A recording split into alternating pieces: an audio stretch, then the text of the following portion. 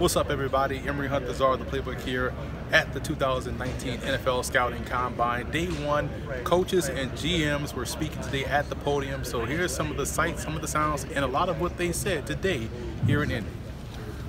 How much of Lamar's development this year was more of a crash course toward the end of the season as opposed to what he did at Louisville? Well, that's probably a great question. I wouldn't probably characterize it as a crash course, but I think that's it's a good way to think about it. It's his first year. He came in mid-season, did a great job, and we were kind of working on the fly with the offense a little bit. Obviously, to go 6-1 at the end of the season is a credit to him and a credit to our coaches. I think they did a great job, and we're looking forward to starting, from the beginning with Lamar and seeing what we can build. How much of that was a lot of the, I don't want to say media because I'm part of it, but how much of the narrative was that he couldn't throw, juxtaposed to him throwing for over 9,000 yards at Louisville in a pro-style offense? Well, yeah, we could do the poll right here. Raise your hand if you think he can't throw. It's I don't know what the percentage is, and really, it's not important to us. It doesn't really matter what the talk about it is. It's just talk. It's just noise.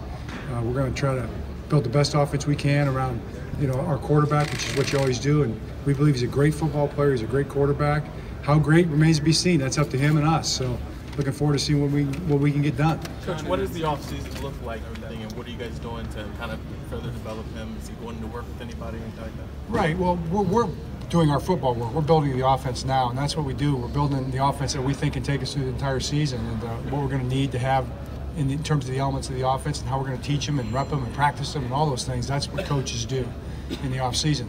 Lamar's on his own right now from that standpoint in terms of self-development, but it's my understanding he's working really hard at it. He's, I've heard through the grapevine that he's throwing with guys and he's working with coaches and things like that. He's got a coach in Florida who does a great job coaching the quarterbacks personally and others. I don't have all the details because we're not allowed to have all the details on that, but I know Lamar's a very hard worker, and he's going to do everything he can do to be the very best quarterback he can be. I love his determination. Coach, Mark Andrews and the year two. Right, our two young tight ends. We're looking for a big jump. I think those two guys are guys. Every day's not going to be a new day. In your first season, it's all a new. The next day's new. You haven't been there before throughout the course of the season. So these guys have been down this road before now one time. And usually the biggest jump is between the first year and the second year in terms of production. So very talented guys. We're productive this year. I'm expecting big things from those two guys. What did Willie Snead add to your team? Say again? What did Willie Snead add to your team? Willie Snead was very reliable. I think he was a reliable, move-the-change receiver for us. He made some big plays for us. Nobody works harder than Willie Snead. Willie's dad's a coach. His dad's working with him right now. I just met his dad a couple weeks ago. He's a football coach. So Willie's going to do everything he can to be a guy that moves the chains and makes plays for us. He helped you and brought in veteran receivers who transformed the group. A lot of people don't think, were you able to kind of fix a position by going outside and finding veteran? Well, over the years, we've been very successful with that. If you look back, you can go back, for me, 2008, you can go back to Derek Mason, and you can work your way right on through with Anquan Bolden and Steve Smith. We've been pretty successful with those kind of guys. Top-level type players. So that's one way to do it. The other way to do it is to draft them and develop them. I don't think we've done as well with that as we need to do with that. So maybe we can take that path and make that one work too. John, going back a few years, what are your greatest recollections of the discovery of Justin Tucker? Talent. Talent and personality. How's that for Justin Tucker? Our coaches, Jerry Rossberg and Randy Brown, found Justin, if you can find a guy at the University of Texas, but he wasn't even a combine guy. He wasn't here that year. So they discovered his talent and his enthusiasm and personality and work ethic and all that. And the guy's really talented and he works really hard at it. So I think he's the best in the history of the game, and I expect him to be even better next year.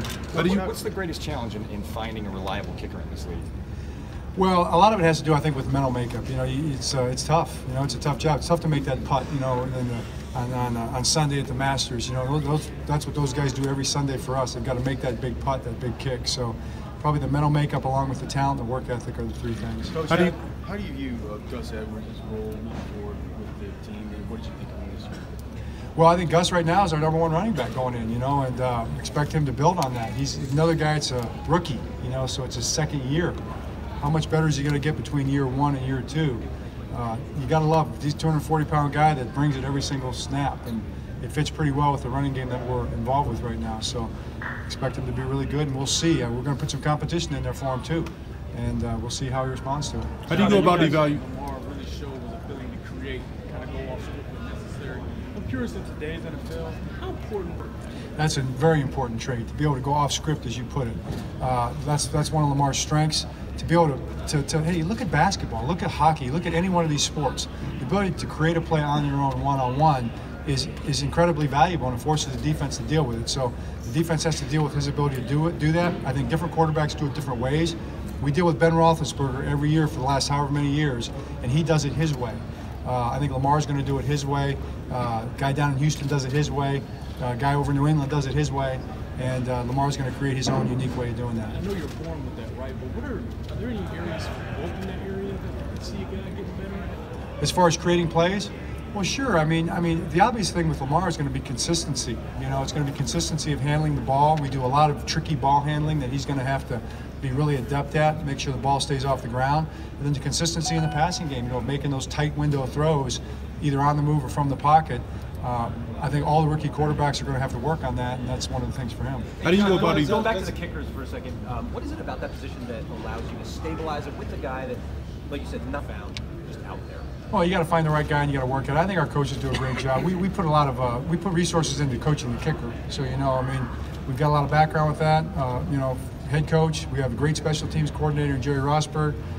Chris Horton is a great special teams coach. But then we hire Randy Brown. And he's a kicking coach. He coaches special teams too. I don't want to just pigeonhole him, but that's one of his expertise areas. He's really great at it. It's helped us a lot. John, does a new and improved Rashard Perryman interest the Ravens in free agency? You know what? I think it's better for Rashard right now that he kind of explores all the other options.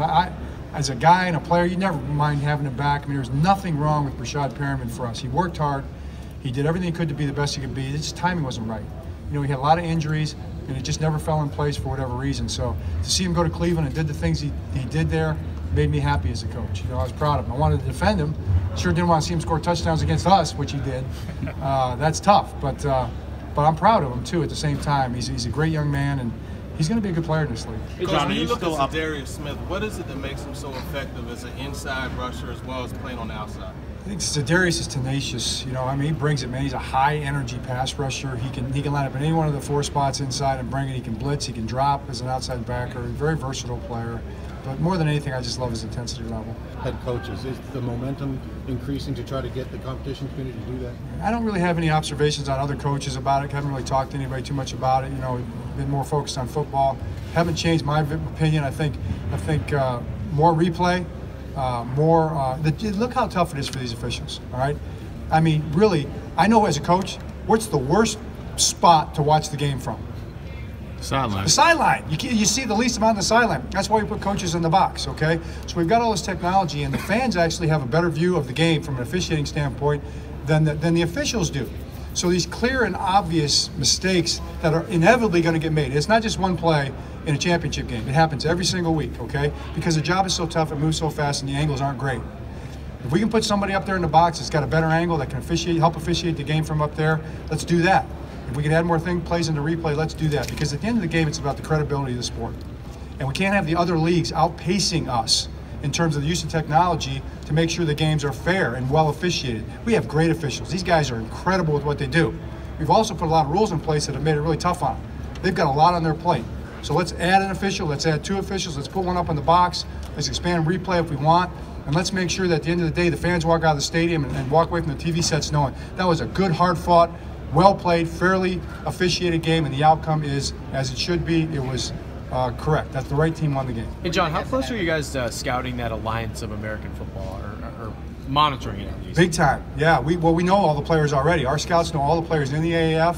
They'll know all the players in the new XFL, and we'll be all over that stuff, I promise you. So it's useful for teams for scouting and finding gems for training camp and things like that? Absolutely. You look for players, and players develop. Sometimes they'll develop after they get out of college. How do you evaluate core special team players?